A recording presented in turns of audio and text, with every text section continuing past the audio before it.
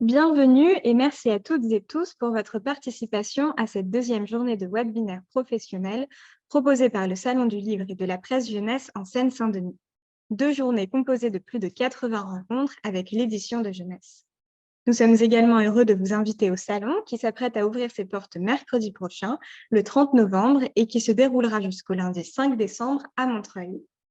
En tant que professionnel du livre et de l'enfance, il vous suffit de vous accréditer en ligne sur slpjplus.fr pour vous y rendre en accès libre sur toute la durée de l'événement. Bienvenue à cette conférence Zone à défendre, quelles clés de réflexion pour donner envie aux ados de s'engager, organisée par Code Édition. Je vous rappelle que vous pouvez poser des questions tout au long de la rencontre dans la rubrique Q&R en bas de votre écran. Je laisse la parole aux animateurs. Bonne rencontre à vous. À tout à l'heure. Bonjour à toutes et tous, j'espère que vous m'entendez bien. En l'occurrence, c'est une animatrice, je m'appelle Carole Saturno. Je suis très heureuse de modérer cette rencontre avec Caroline Lamarche, Chloé Pince et Aurélia Deschamps, qui sont toutes les trois les autrices et illustratrices de 2 livres, 1000 arbres, parus donc chez Code Édition dans la collection Combat. Je vais vous le montrer ici, je ne sais pas si on le verra bien, mais je vais essayer de vous montrer plus tard d'autres images. Et tant qu'on l'aura sous les pieds, dont vous avez derrière moi une des images originales de Chloé avec un paysage du Larzac. En introduction, je tenais quand même à vous présenter en fait ces deux ouvrages et le cadre en fait dans lequel ils s'inscrivent, puisque la thématique, la clé de voûte de cette rencontre, quelle clé de réflexion pour donner aux ados l'envie de s'engager, dit clairement quelle volonté ou quelle intuition sous-tend ces 2 livres. Pour introduire cette rencontre, j'aimerais rappeler qu'il y a des actions spectaculaires, celle par exemple d'une Julia Butterfly qui passe 2 ans à la fin des années 90 perché dans un séquoia en Californie pour protéger la forêt des coupes claires à visée productiviste, ou celle tout aussi spectaculaire des activistes Just Stop Oil, dont on a entendu parler récemment, qui aspergent les vitres d'œuvres d'art dans des grands musées et qui interrogent au passage la valeur de l'art et celle de la vie. Et puis, il y a des luttes plus discrètes, mais qui ne sont pas moins tenaces, qui sont celles qui bourgeonne et chemine avec l'indignation, indignation dont Stéphane Hessel poussait à s'indigner, comme peut-être vous vous en souvenez, dans un tout petit livre manifeste paru il y a maintenant plus d'une dizaine d'années, une vingtaine d'années peut-être. L'indignation qui est le moteur de bien des engagements, et ce, dès le plus jeune âge. Et ce sont en fait, c'est un moteur des luttes qui se nichent aussi au creux des livres. Livres dont on sait, nous qui les aimons tous, puisqu'on est là ensemble pour en discuter, la puissance fondatrice, la puissance intrinsèque qui fait trembler les conservateurs de toutes sortes. Donc, pour engager cette conversation, j'aimerais reprendre une citation d'Olivier Cadiot, qui est placée en exergue d'un petit livre jaune, et non pas rouge, un petit livre jaune de Marielle Massé, paru chez Verdier, Nos cabanes, qui est sans doute à la portée des adolescents aussi, qui dit « 47% des vertébrés disparus en 10 ans. Faut qu'on se refasse une cabane, mais avec des idées au lieu de branches de saule, des images à la place de lièvres géants, des histoires à la place des choses. » Et avec ces livres de Chloé Pince et de Caroline Lamarche et Aurélia Deschamps, j'ai le sentiment qu'on a enfin 2 propositions d'histoire, des histoires comme des cabanes, où trouver refuge, ou apprendre à résister et à s'engager peut-être. Donc, dans la collection Combat, qui porte bien son nom, 1000 arbres est un roman, donc c'est une fiction, qui raconte comment on peut trouver dans l'engagement une ressource pour lutter contre l'impuissance face à des projets que le Forum mondial de Tunis en 2013 a nommés les GPII. J'ai découvert ça en préparant cette rencontre. Les GPII, ce sont les grands projets inutiles et imposés. Et ça existe vraiment. Donc, Caroline et Aurélia, vous nous direz comment vous avez pu vous inscrire en fait dans cette indignation face au GPII. Et le second est un carnet de voyage qui remonte le temps et retrace ce que fut la résistance dans les années 70 et jusqu'à la fin des années 70 de 103 paysans assistés de milliers de militants et militantes pour protester contre l'extension d'un camp militaire sur le Larzac. Je vais peut-être laisser la parole maintenant, ou en tout cas introduire cette rencontre avec des questions à Caroline et Aurélia. Caroline, dans le texte de présentation que j'ai reçu, il est indiqué que c'est une fiction radiophonique écrite il y a 15 ans qui est à l'origine de 1000 arbres. Est-ce que vous pouvez, pour nous aujourd'hui, retracer la généalogie de ce projet et pourquoi il reparaît aujourd'hui dans cette forme de livre ? Alors, attendez, on ne vous entend pas, mais j'imagine que vous allez pouvoir... Voilà. Alors, je dirais qu'il s'agit d'une fiction documentaire, c'est-à-dire que j'ai transposé chez ces deux adolescents un combat que nous avons mené pendant, non pas 10 années comme au Larzac, mais 40 ans, contre un projet d'autoroute dans la région dont je suis originaire en Belgique. Et cette idée des deux enfants qui font une ZAD à eux tout seuls, c'est une idée qui m'a vraiment habitée parce que je pense que la résistance ultime, elle est d'occupation du terrain en réalité, comme l'a prouvé l'action de justement Julia Butterfly. Et je pense qu'aujourd'hui, pour répondre à la question, quelle clé de réflexion pour donner aux envie aux ados de s'engager, moi, je dirais plutôt quel récit et quel témoin. Et vous avez commencé en donnant des noms de témoins magnifiques et on a vraiment besoin d'eux pour se sentir entraînés vers l'action, mais aussi quel récit. Et moi, je pense que l'adolescence et la préadolescence, puisque notre livre, Aurélia et moi, s'adresse plutôt aux préadolescents, je pense que ce sont des récits, c'est-à-dire qu'il s'agit... il y a d'une part ce qu'il faut dire et qui est dit dans les médias et qui est dit aussi par du théâtre documentaire, mais il y a aussi ce qu'il nous revient d'inventer. Et on aime tous inventer des histoires. Et donc, je me suis mise à inventer cette histoire des deux enfants, mais au départ d'un long combat et donc d'une expérience personnelle de militante, parce que je suis avant tout citoyenne et je suis aussi écrivain, et les deux se croisent en quelque sorte. Il est aussi question de génération mêlée, Caroline, dans ce roman, parce que il est donc question de deux adolescents qui occupent un arbre un centenaire, un tilleul, au fond du jardin, la propriété de la grand-mère d'un des deux narrateurs, d'un des deux héros. Est-ce que c'est génération mêlée, puisqu'il y a cette grand-mère et puis il y a le père de l'héroïne, et puis ces deux adolescents, est-ce que c'est cette union des générations, c'est aussi le secret de la réussite de cet engagement, le mélange des expériences et des sensibilités? Moi, je le pense réellement et dans ma pratique, je travaille régulièrement avec des gens beaucoup plus jeunes que moi, qui ont l'âge de mes filles.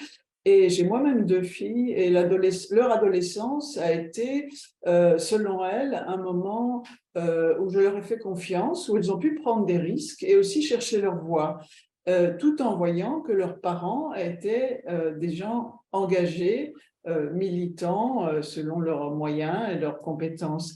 Et donc, j'y crois très fort et je pense que la génération actuelle des activistes est très ouverte aux militants, à ceux qui militaient dans les années 70, 80, 90.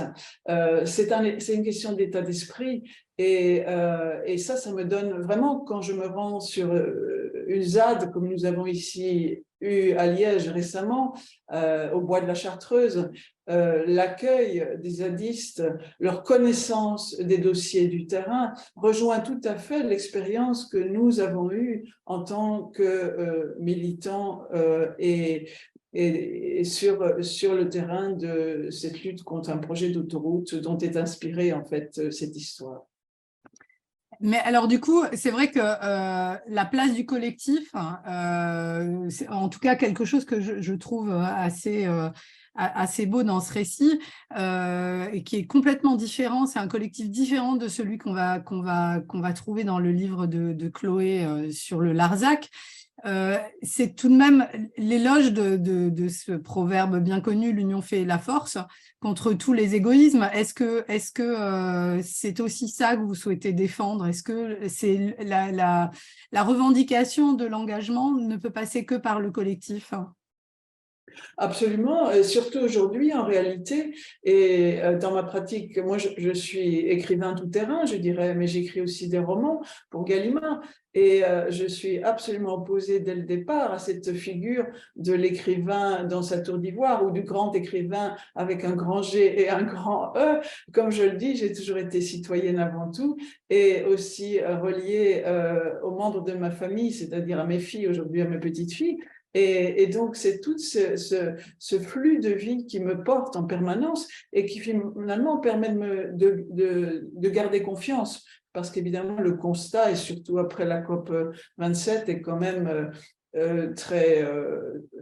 continue à être inquiétant. Mais il y a, et c'est ce qui m'a beaucoup intéressé dans le travail de Chloé Pince, c'est quelque part, nos livres, ils se complètent. On a au Larzac plus de 100 000 personnes qui occupent le terrain, et dans d'autres luttes, il y a une poignée de gens, mais finalement sur un niveau plus local, mais finalement ça marche aussi. C'est toutes ces petites luttes qui font masse critique à un moment donné, et toutes ces générations qui travaillent ensemble, qui à un moment donné font basculer les choses.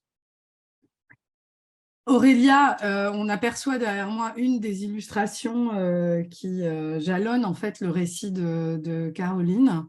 Quand on est illustratrice et qu'on est conviée, enfin, je ne sais pas si vous êtes conviée ou je ne sais pas comment ça s'est produit, mais en tout cas, quand on travaille sur un texte comme celui-ci, qu'est-ce que l'illustration peut apporter? Quel est son rôle? Quelle est sa place? Et quelle est aussi sa vocation dans une collection comme celle-ci, qui s'appelle Combat, dans un texte qui est aussi engagé? Est-ce que vous pouvez nous parler de ça? Oui, oui, bien sûr. Alors, tout d'abord, oui, j'ai été conviée, donc voilà, par les éditions Code. Et donc, j'étais ravie déjà de découvrir le texte.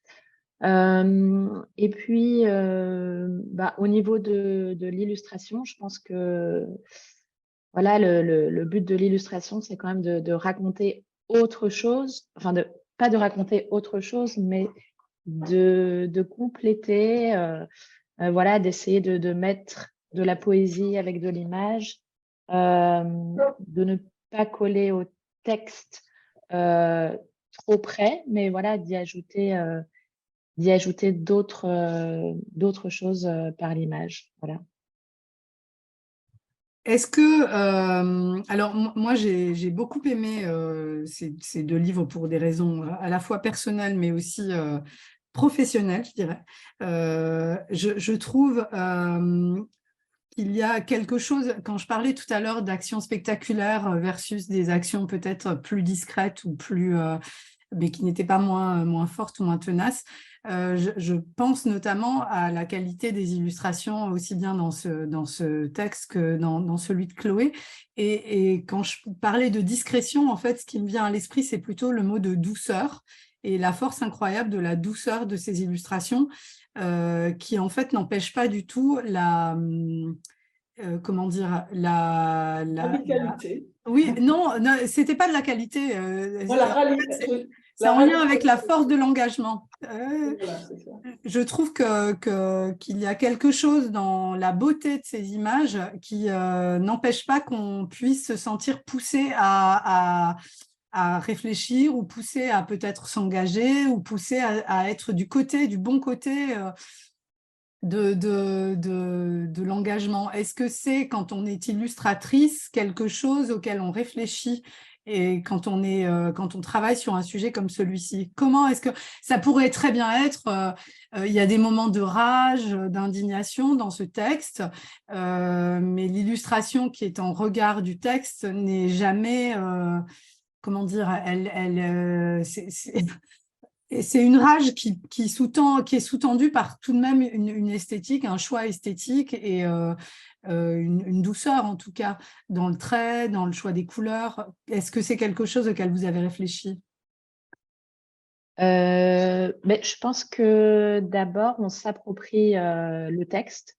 Et puis, on le laisse aussi à un moment un tout petit peu de côté, en fait, pour pouvoir soi-même donner son propre point de vue, en fait. Et je pense qu'on a tous chacun, voilà, on est des personnes différentes. Et donc, évidemment, on met aussi de soi, en fait. Évidemment, on met de soi à travers ces images. On met quelque chose de personnel. Et donc, peut-être que ça se fait, il y a un côté aussi un petit peu plus inconscient, un petit peu moins maîtrisé. Enfin, moi, quand je fais des images, j'essaye de pas toujours être dans le contrôle et peut-être de m'échapper ailleurs, en fait. Et donc, c'est peut-être pour ça qu'il y a aussi un peu de douceur. Et puis, c'est aussi un style, voilà, qui correspond à mon travail. Donc,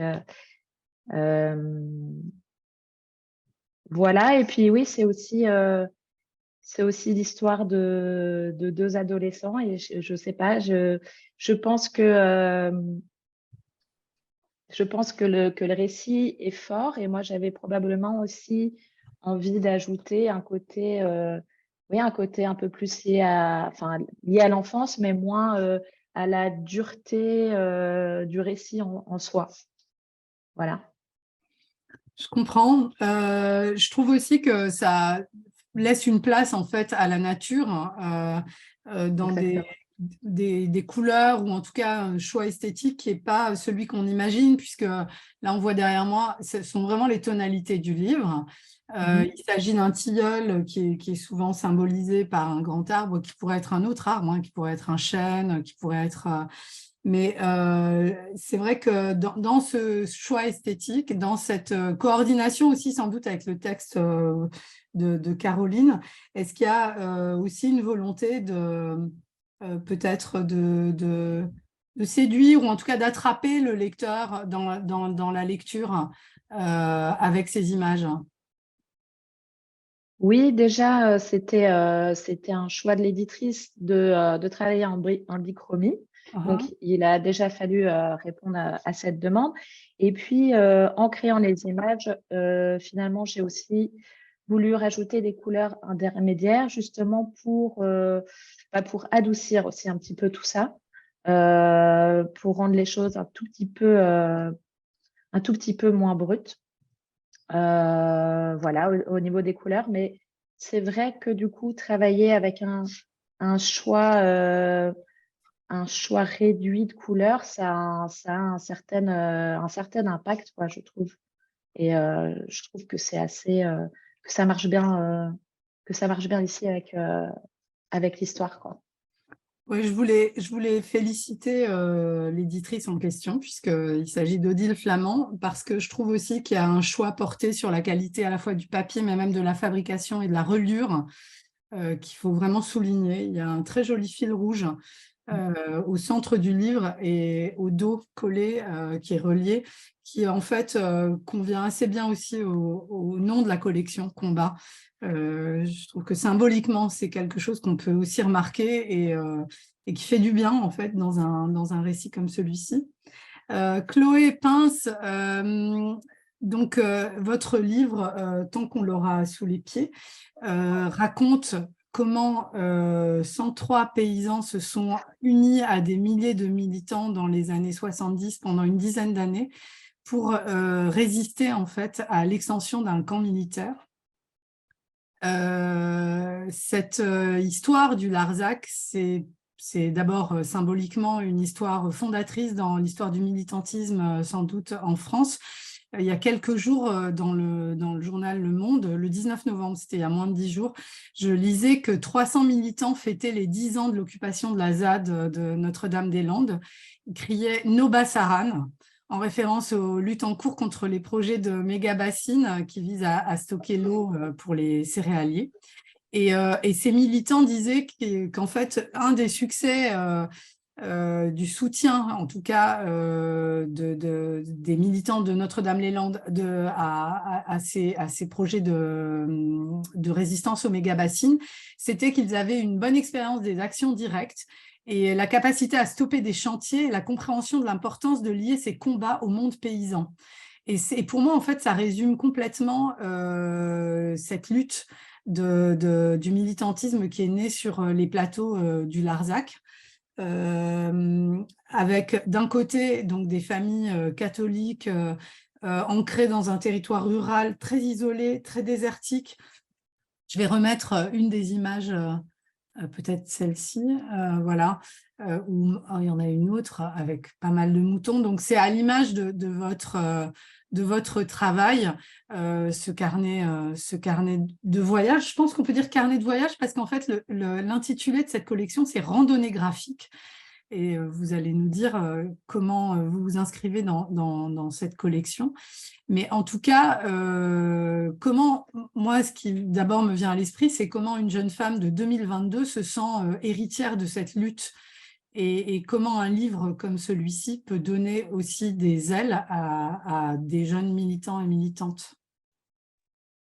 Bonjour Carole. Tu l'as dit tout à l'heure, les récits de ce genre de lutte, ce sont comme des cabanes.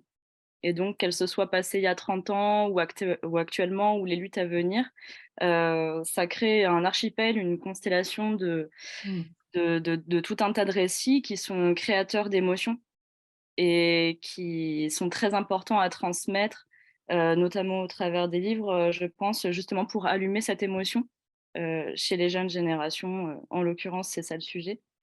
Qui sont des émotions qui ensuite vont pouvoir être transformées par leur propre vécu. Parce que moi, je pense que personnellement, la lutte n'a pas besoin d'être épique et spectaculaire. Je pense qu'elle est spectaculaire et épique parce qu'à un moment donné, il faut qu'elle apparaisse dans les médias, parce que c'est aussi la traduction de la créativité, d'une envie de se faire voir, de faire connaître tout ce qui est à défendre. Mais la lutte a surtout besoin d'être ancrée dans un sol et dans le présent. Et donc, tous ces récits-là, que ce soit le Larzac, la ZAD, aujourd'hui, c'est les bassines dans les Deux-Sèvres, tous ces récits sont censés s'entremêler pour pouvoir montrer qu'il y a une diversité de luttes qui existent, que les alternatives au monde dans lequel on vit, consumériste, emprunt au capitalisme, etc., sont possibles. Et moi, personnellement, si je me suis intéressée au Larzac, c'est parce que, en termes de récit, c'était une aubaine, justement parce que tous les éléments sont là. Déjà, il a un début et une fin, donc j'ai pu faire un livre qui se terminait. Mais surtout, tous les éléments participent à une espèce d'écosystème logique qui sont une vraie aubaine pour quelqu'un qui écrit des histoires. Parce que d'un côté, on part justement de paysans qui sont dans un territoire, qui n'ont pas une grande ouverture au monde, qui sont très ancrés dans la tradition, dans la famille, qui sont très croyants, qui, quand mai 68 s'est passé, étaient dans leur conservatisme, à avoir très très peur de la libération, du changement, etc.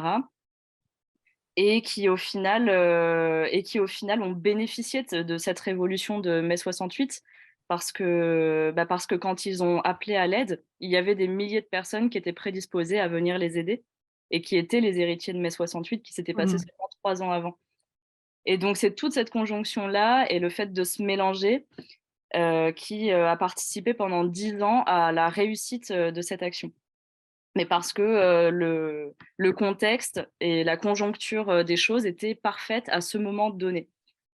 Et comme on appellerait aujourd'hui la convergence des luttes, en fait. Oui, c'est ça, la convergence des luttes, elle s'est passée à ce moment-là et c'était parfait à ce moment-là. Et puis à l'époque, ils avaient cet avantage-là de ne pas encore être nommés écoterroristes, par exemple. Aujourd'hui, je pense que la difficulté qu'ont les militants, notamment dans les bassines, c'est de se faire lyncher quelque part dans les médias en étant rapprochés sémantiquement du terrorisme. C'est quand même...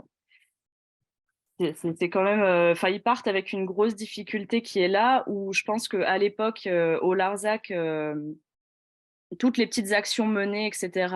Le fait d'emmener des troupeaux de brebis au pied de la tour Eiffel, le fait de rentrer dans le camp militaire pour vandaliser des bâtiments, etc. C'était considéré comme de l'humour. Enfin, c'était des traits d'humour et c'était quelque chose qui attirait la sympathie des gens, même ceux qui ne faisaient pas partie du mouvement ou qui regardaient ça de loin. Aujourd'hui, j'ai l'impression que c'est un petit peu plus compliqué parce qu'on est très, très vite taxé de violence. Alors, c'est quelque chose dont, dans ton livre, tu n'as pas forcément mis l'accent sur justement, enfin, je ne veux pas du tout engager une polémique sur la question de l'écoterrorisme. Vous aurez compris dans mon introduction que je ne suis pas totalement choquée par l'aspergeage de soupe sur les tournesols de Van Gogh, mais ce n'est pas le sujet. Ce que j'ai en fait senti à la lecture de Tant qu'on l'aura sous les pieds, c'est les choix quand même de tout ce qui a été constructif autour de cette lutte. C'était aussi de montrer, et c'est d'ailleurs aussi quelque chose qu'on ressent à la lecture de Mille Arbres, c'est qu'en fait la résistance, c'est aussi quelque chose qui, en rassemblant des personnes, elle peut aussi avoir une vocation de construction. Et dans le cas de la lutte sur le Larzac, il y a quand même tout un chapitre assez magnifique sur la bergerie, attends, tout d'un coup ça m'échappe, la bergerie de la Blaquière, c'est ça ? Oui. La Blaquière qui est belle quasiment comme une cathédrale en fait et qui a été construite uniquement par les militants pour être mise à disposition de tous les paysans du Larzac.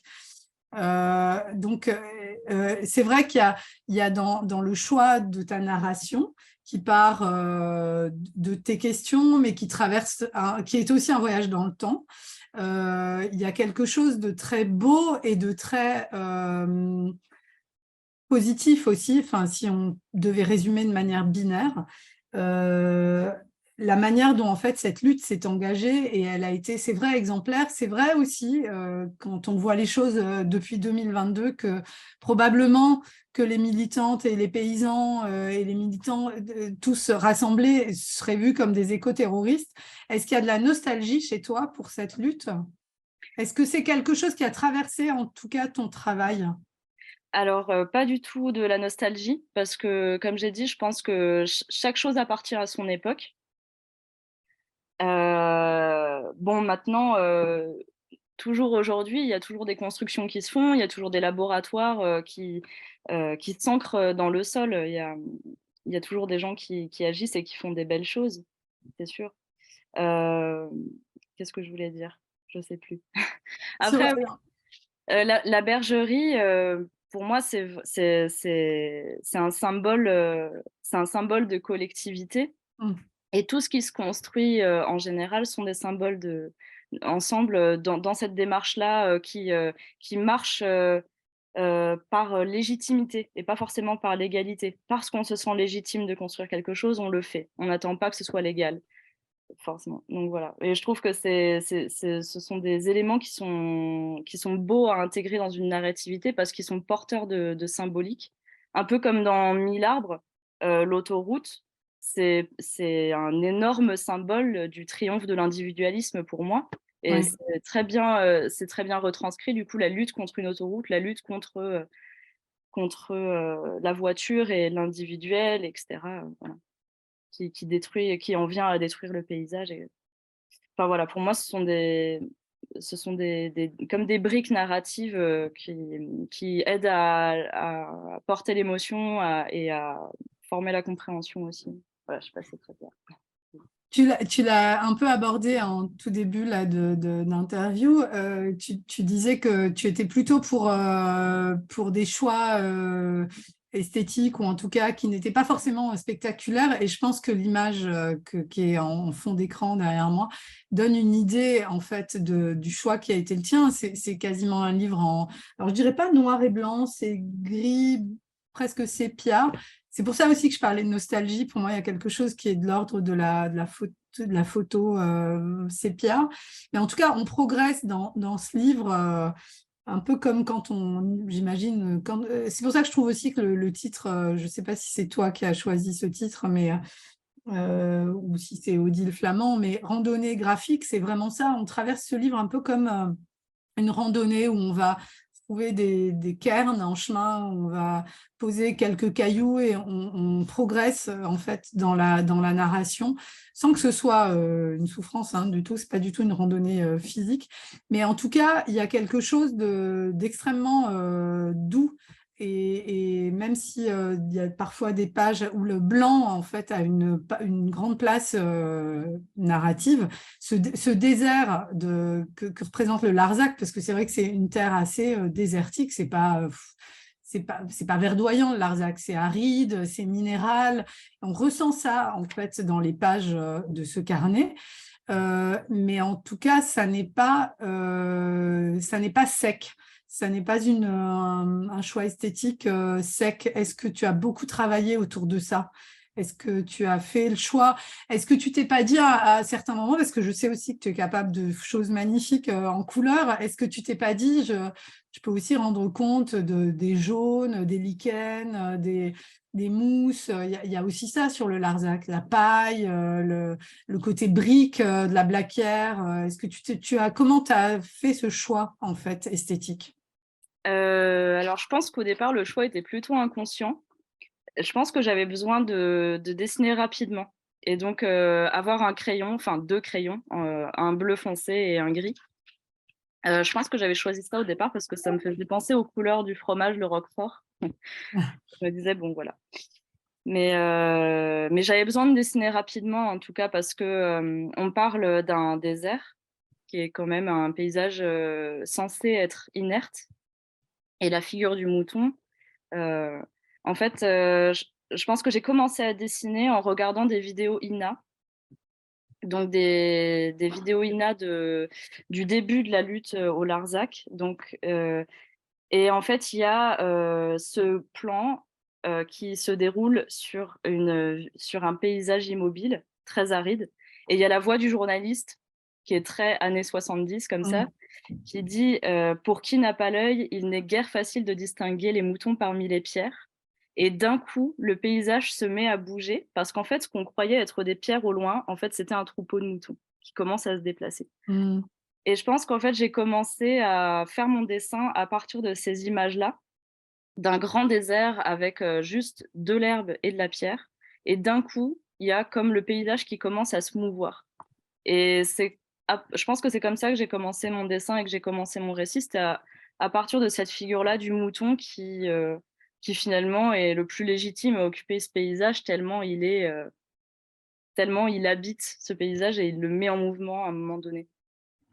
Je trouve d'ailleurs que c'est une des choses très belles qu'on apprend, ou en tout cas qu'on retient de ce livre, c'est comment en fait un même paysage se partage, comment est-ce qu'on apprend à vivre ensemble, moutons, paysans, militaires, militants, comment est-ce qu'on construit un monde mis en commun en fait. Et c'est cette notion du commun qui est au cœur souvent des ZAD, des zones à défendre, qui en fait traverse ces 2 livres.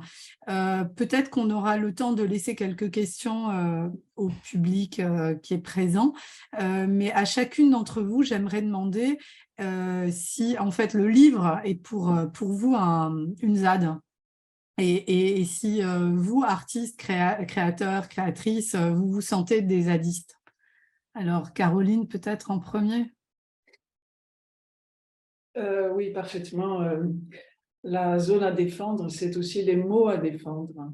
Et ce qui m'a touchée dans le travail de Chloé, c'est qu'elle a donné les mots exacts des paysans et des éleveurs qui se sont exprimés au moment de la lutte du Larzac.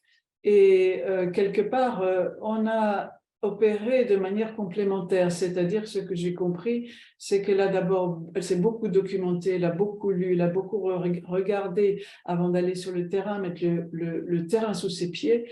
Et moi, j'ai fait le contraire. J'ai arpenté ce territoire pendant des années, on l'a défendu en collectif, et puis je me suis venue à écrire, et alors c'est venu très vite, et j'ai eu la chance avec Aurélia de vraiment de trouver une justesse dans cette complémentarité qui vraiment a fait de ce travail pour moi quelque chose que j'ai vraiment envie de défendre, des mots à défendre, des dessins à défendre.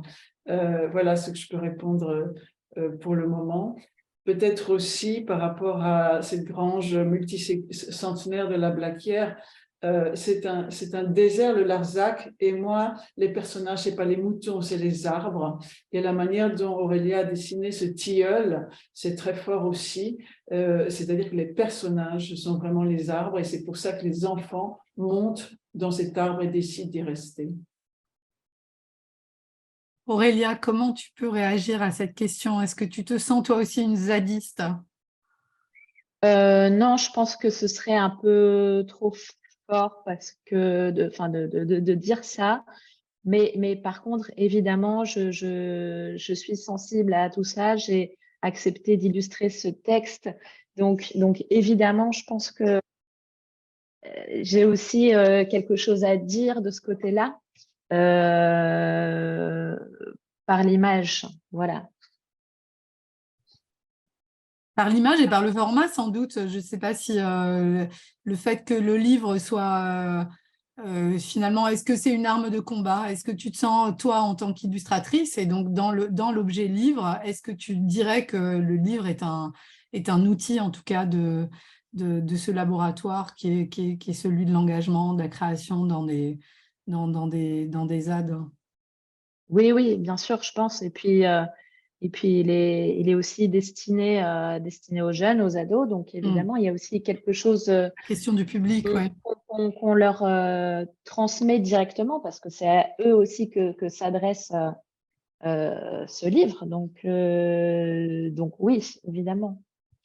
Peut-être que toi aussi, Chloé, tu peux nous dire quelques mots sur le public et sur la question justement du lecteur, en tout cas, à qui tu destines ce travail. Moi, je pense que les lecteurs qui vont venir lire ce genre de travail, que ce soit le mien ou celui de Caroline et Aurélia, ils vont venir chercher des capsules d'inspiration, peut-être, parce que nous, on conserve dans un livre une histoire qu'on n'a pas envie, dont on n'a pas envie qu'elle soit oubliée. Et je pense qu'on a un vrai travail de conservatrice, en quelque sorte, parce qu'on fait des capsules matérielles que les gens peuvent acheter pour toujours se remémorer ce qui est possible de faire. Et voilà. C'est une belle image, la gardienne d'histoire, hein, pour une autrice ou une illustratrice. C'est une manière aussi, finalement, de défendre un territoire. Ça participe, ça pose la pierre.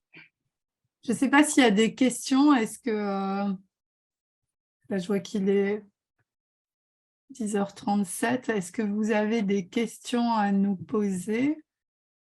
Alors, pour le moment, il n'y a pas de questions dans la rubrique Q&R, mais je peux vous inviter à peut-être nous redonner les informations de votre présence sur le salon, peut-être un numéro de stand.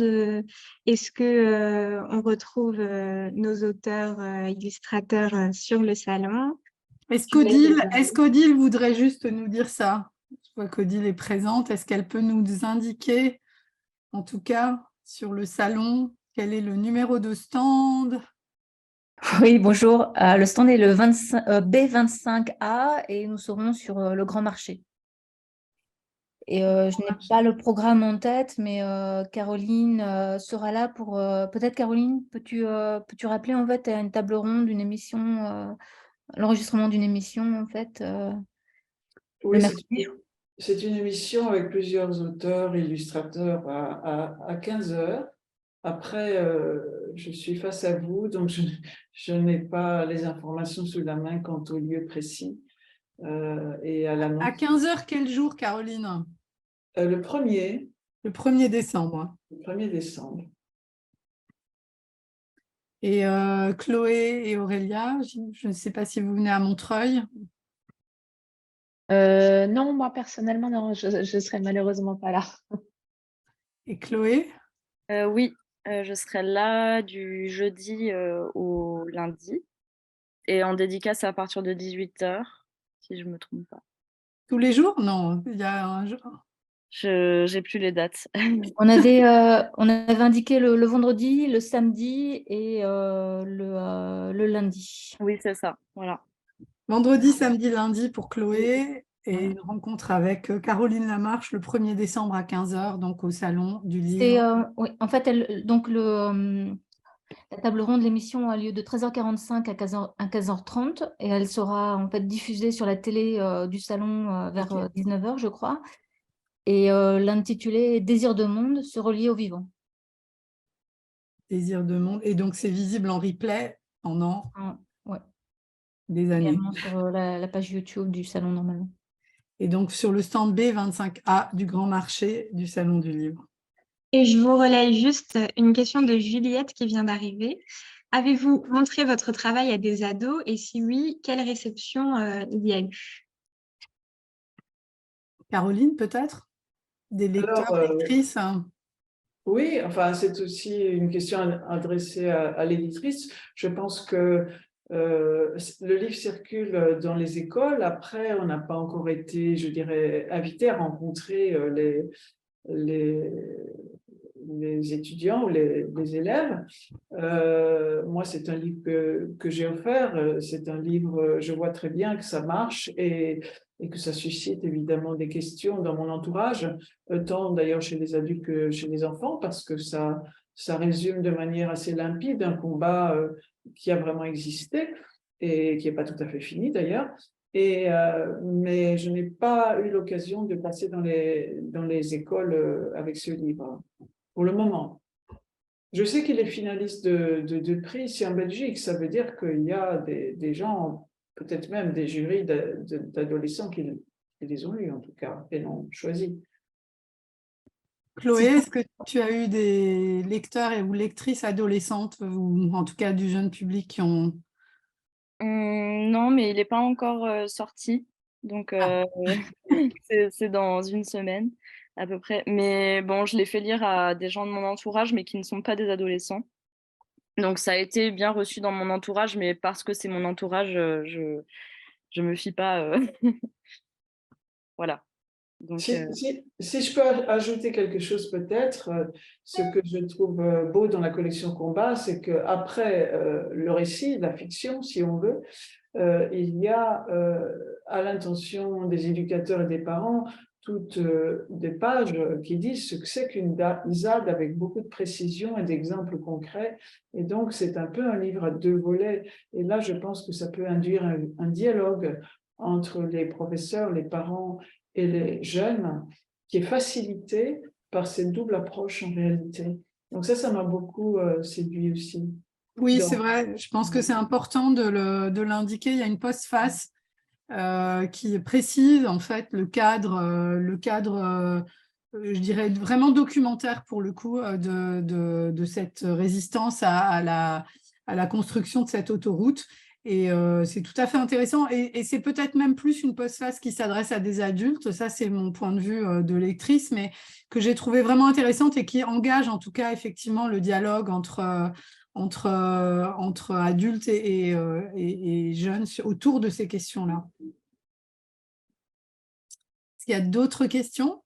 Je me permets de reprendre la parole, cette fois-ci pas pour une question, mais pour relayer l'information de Vanessa qui nous dit que 1000 arbres est aussi dans la sélection Graines d'éco-lecture et qu'il y a donc des 4e et des 3e qui sont en train de les lire et qu'elle vous fera les retours des jeunes. Sur ce, je vais vous remercier pour ce webinaire qui a été très riche, qui donne envie de s'engager. Et puis, je rappelle bien évidemment qu'on retrouve Code édition au salon du 30 novembre au 5 décembre sur le stand B25A. Donc, à la semaine prochaine au salon. Encore merci. Au revoir. Merci beaucoup.